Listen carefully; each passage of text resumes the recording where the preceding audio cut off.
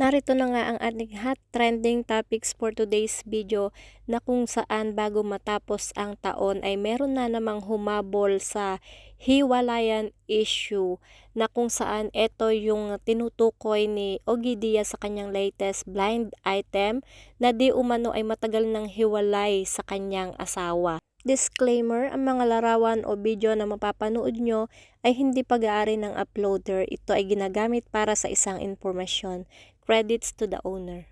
Mainit na usapan nga ngayon sa social media ang intrigang hiwalay na di umano itong sina Jericho Rosales sa kanyang misis na si Kim Jones.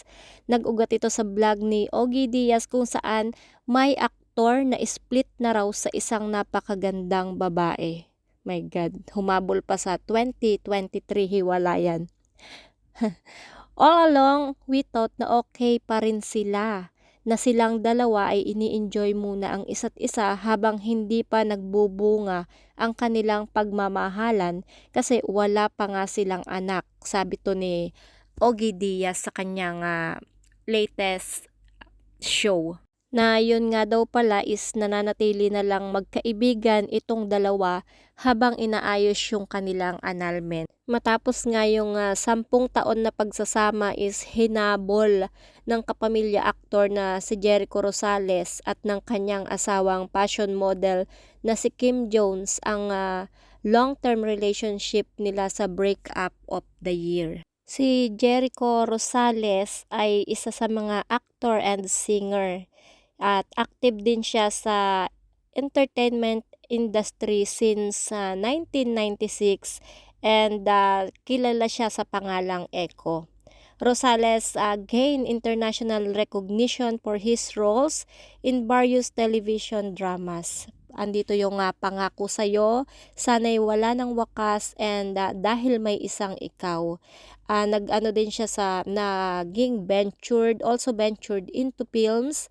Best winning actor awards for Pacquiao, the movie, in the 2007 and Baler in 2008. At ang kanyang misis na si Kim Jones naman, sa tunay na pangalan is Kimberly Camelia Jones Rosales, isang British-Australian digital creative fashion influencer and blogger, stylist, designer, and photographer.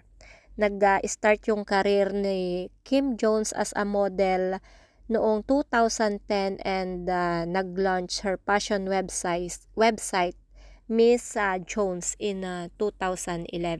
Ito ngang si Jericho Rosales at Kim Jones ay ikinasal noong May 1, 2014 at ginanap yung wedding ceremony nila sa Boracay. Matatandaan nga na noong September 2023 ay nakitang magkasama pa itong sina Jericho at Kim sa ABS-CBN Ball. Sa maugong nga na intrigang ito, wala pa namang pahayag yung couple hinggil dito kaya hintayin natin.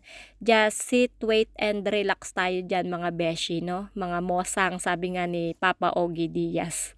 Kayo guys, ano ang masasabi nyo dito sa hiwalayang Kim Jones and Jericho Rosales?